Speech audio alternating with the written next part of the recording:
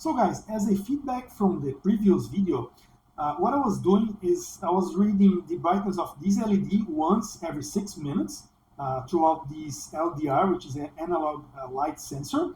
And then I was applying this calibration, so 0 to 100% brightness, I was applying to that LED. So if you look at the potentiometer, I'm reaching 100% maximum brightness. When I reach 0%, it's going to be the minimum brightness. So this is very calibrated, different from when you apply just simple PWM with a potentiometer using an Arduino. You have some gray areas. So in the beginning and in the end of the LED brightness course, you get like a very big area without luminosity and a very big area with 100% or close to that luminosity. This algorithm I devised solves that. So the potentiometer goes from 0 to 100, while the LED brightness also goes from 0 to 100.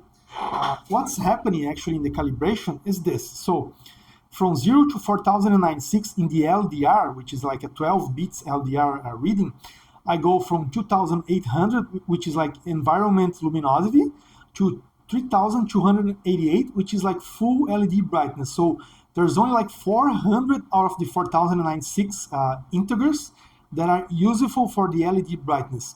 Of those, so when I go from 0 to 76% of the PWM, so when I get to 76% of 255, which is like a 8 bits PWM, this is the maximum brightness. So I have to excursion 0 to 76% on top of 2800 to 3200.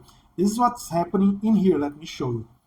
Let me activate the rolling. So at this moment, what's happening is I'm at full brightness, 255, okay? Now, if I go down, I'm going down. So 0% or 0 to on the 255 PWM output. Now I'm going up, okay? You can see, look at the values in here, 3000 for example, right?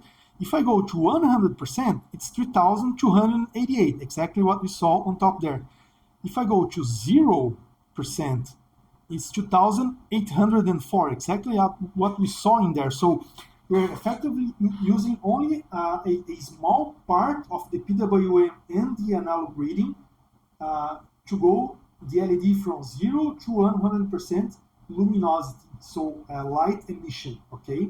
See you guys in the next few videos and get information about this at fritzenlab.net, fritzenlab.net.